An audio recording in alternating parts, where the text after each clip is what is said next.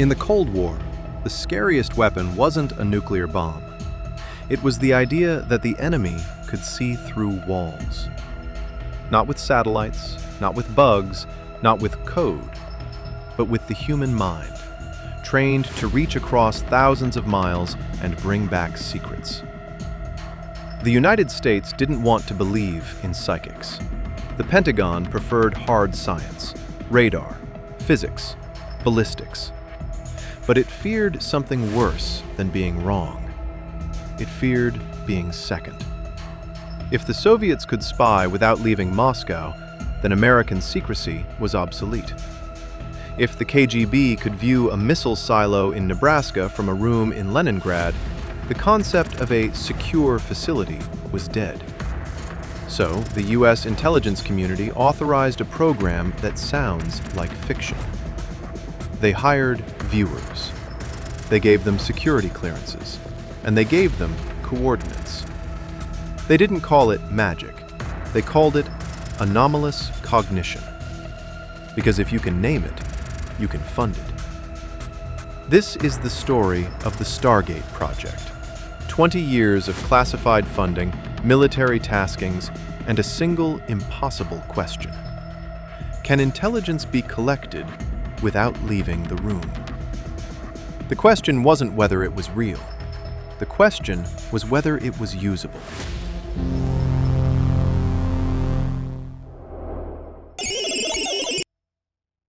In the early 1970s, rumors moved through the intelligence world like smoke. Intelligence reports claimed the Soviet Union was spending millions of rubles on psychotronics. They were studying telekinesis, telepathy, and bioenergy. To a Western scientist, it sounded like superstition. To a general, it sounded like a threat. Whether the rumors were real or exaggerated didn't matter, because in intelligence, perception shapes budgets. Fear shapes policy. The US couldn't risk a psychic gap any more than they could risk a missile gap. If the KGB could mentally influence a US president or remotely view a nuclear launch code, the balance of power was broken. So the US did what it often does when it can't verify a threat quickly. It funded a controlled test inside a controlled environment with plausible deniability. They didn't start at Langley. They started in a lab. They went to the Stanford Research Institute. The program's early heart was SRI in Menlo Park, California. Physicists Harold Puthoff and Russell Targ ran the experiments. They rebranded clairvoyance into something that sounded scientific: remote viewing. It was presented as a protocol, not a seance. There were no crystal balls, no dim lights, just a viewer in a sterile room, a piece of paper, and a beacon. The beacon was a person, usually another scientist, who would drive to a randomly selected location. The viewer, isolated in the lab, would try to describe where the beacon was standing. The early results were disturbing. Subjects like Pat Price, a former police commissioner, began describing targets with uncanny accuracy. He didn't just see shapes, he saw text, he saw structure.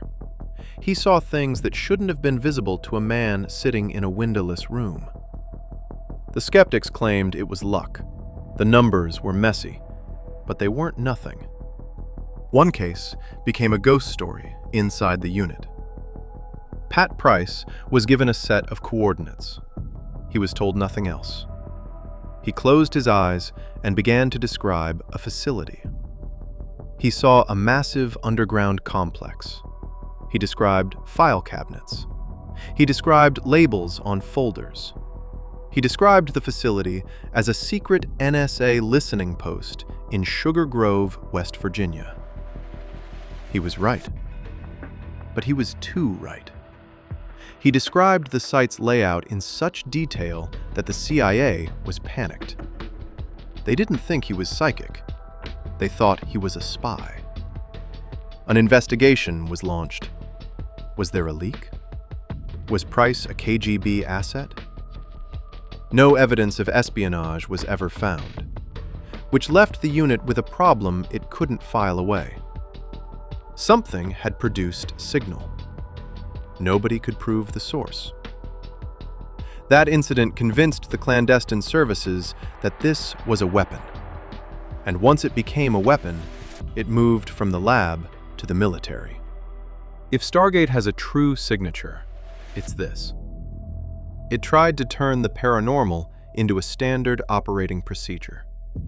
They developed coordinate remote viewing, or CRV. It broke the psychic process down into rigid stages. The viewer would start with cooling down, lowering their heart rate. Then they would be given coordinates. Stage 1 was a scribble, a reflex ideogram. Stage 2 was sensory, smells, tastes, textures, cold, metallic, wet. Only in later stages would the viewer try to sketch a shape.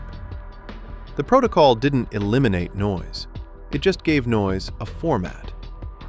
The viewer was never told the target. They were blind. Afterwards, analysts would compare the session to satellite imagery, not to crown the viewer a prophet, but to decide if the output was useful enough to justify a raid, a reroute, or a strike. Before the military applications took over, the program produced one of its most famous anomalies. In 1973, Ingo Swann, one of the star viewers, proposed an experiment. He wanted to view the planet Jupiter. This was before the Voyager probes had arrived. Our knowledge of the planet was limited. Swann initiated a session. He described the gas giant, but he also described something else. A ring, he said. A very thin ring. At the time, astronomers believed Jupiter had no rings. Only Saturn did. Swann was dismissed as having a hallucination. 6 years later, Voyager 1 flew past Jupiter. It sent back images.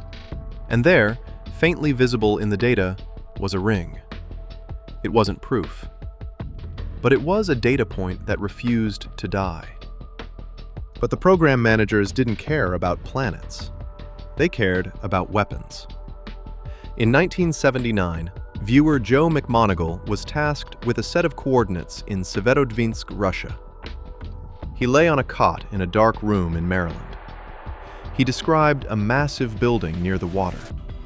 He sketched a gigantic submarine, far larger than anything the US Navy believed the Soviets could build. He described a double hull, a flat deck, and canted missile tubes. He estimated the launch date, 4 months from now.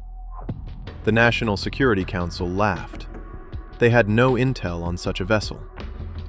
4 months later, satellite photos confirmed it.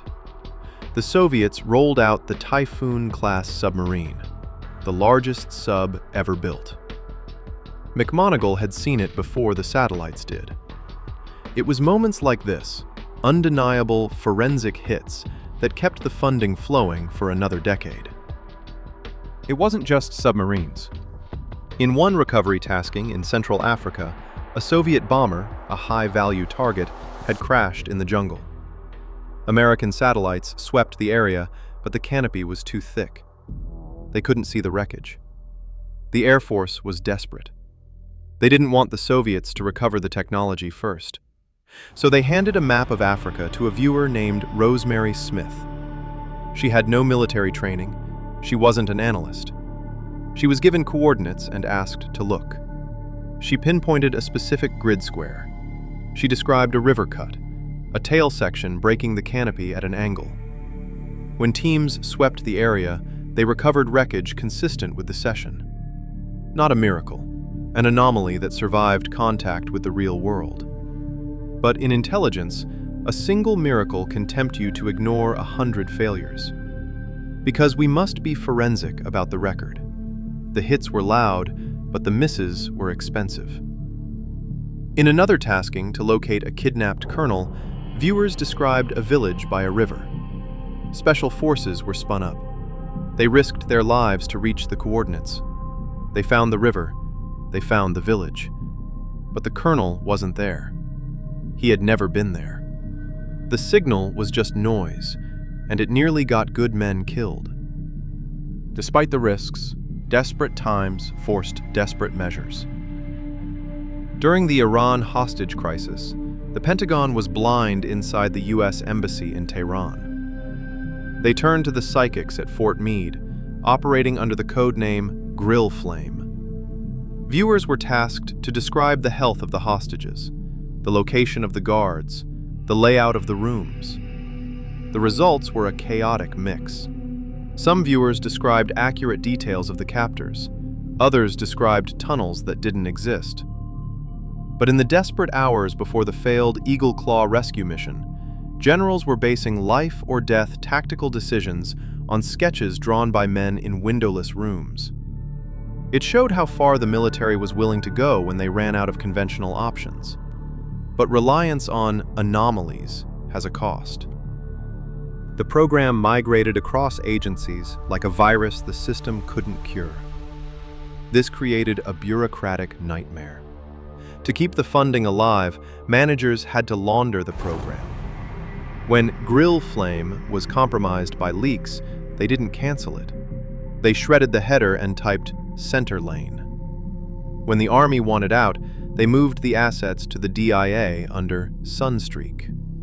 It wasn't just operational security, it was budget survival, hiding the viewers from the accountants. But eventually, you have to brief the result.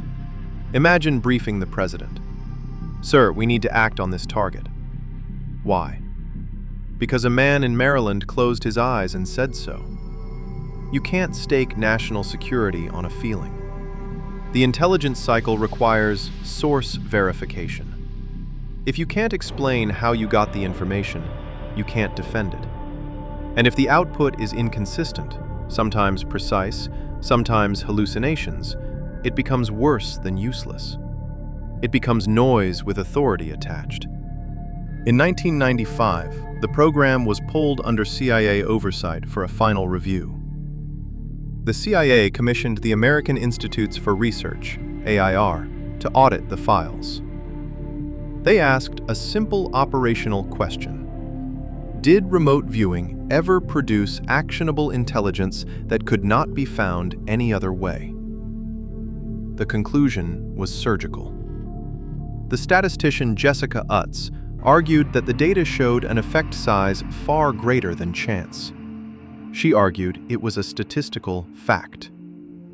But the skeptics argued that extraordinary claims require extraordinary evidence. The Oversight Committee didn't care about the statistics. They cared about the utility.